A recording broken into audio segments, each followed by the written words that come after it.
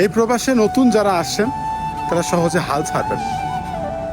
মনে রাখবেন, প্রবাসে যেহেতু আপনি আসছেন, আজ না হোক কাল সফল হবেন একদিন।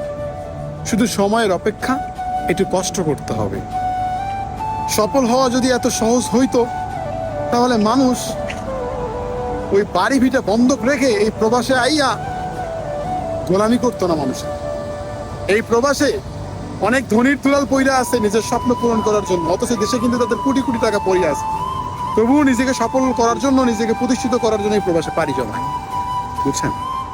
তো সফল হওয়া এত সহজ না। যারা নতুন আসছেন অল্প একটু ধৈর্য ধরেন, আল্লাহর কাছে শুকরিয়া আদায় করেন। মনে রাখবেন, পৃথিবী সবার দুয়ার থেকে ঘুরে আসলে আল্লাহর দুয়ার থেকে ঘুরবেন না আপনি, আল্লাহ আপনাকে ফেরাবে না। আপনি, আমি, আমরা মধ্যবিত্ত যারা, তারা কিন্তু সবসময় ঋণ করেই প্রবাসে আসি। আমরা অনেক কষ্ট করি, অনেক পরিশ্রম করি, এরপরেও কিন্তু আমরা